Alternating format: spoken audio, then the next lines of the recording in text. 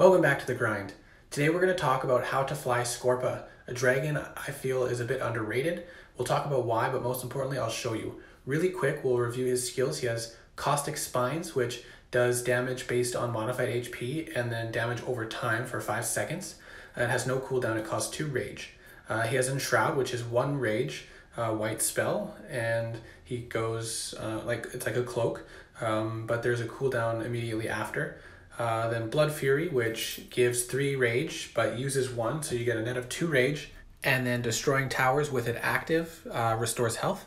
And then Adaptive Flak Resist, you cycle through to gain rage and to get a resist buff against different flaks. Okay, now let's get into the good stuff. First we'll talk about how I fly him. Take note here, the towers are level 51 with level 57 farms and mills, and this is a Platinum Scorpa with no rider and no gear. So how to fly Scorpa, the Caustic Vines increases damage taken by those towers to any other source. So when you use Caustic Vines twice, it takes even more damage. And then see how the burst, just even those level 51 towers just kind of drop pretty quick.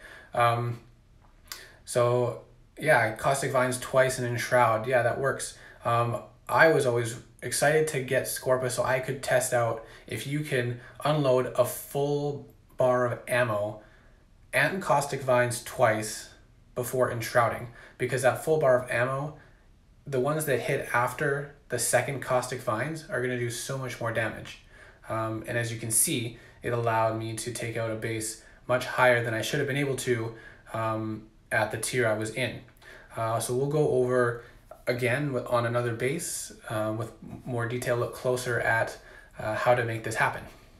So now I'm at Sapphire tier with Scorpa. This next base has level 53 towers and must have the base boost to get up to 450 mil defense power, which is far above any level base I've been able to clear before. And so we're gonna break it down a little bit here and go into a little bit slow motion. You can see Caustic Vines really quick twice while unloading the full bar of ammo before enshrouding and taking very minimal damage. And you can see the ammo shots that hit nearly took half the tower health.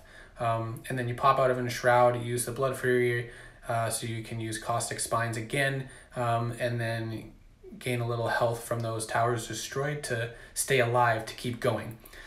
Now I was actually pretty impressed with how well I was able to do on this base. I didn't think I would be able to clear it. And unfortunately I was not able to 100% it.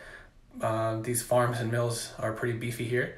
But as you can see, the damage from multiple Caustic Spines and then bursting with ammo does a significant amount of damage. And I got pretty close to 100%ing that. I was pretty happy with the results of that one.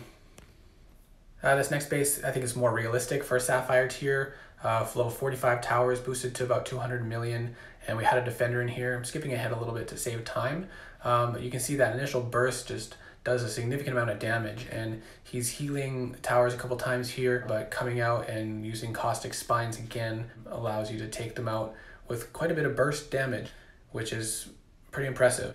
So I'm actually really satisfied so far with how he does against these stronger bases.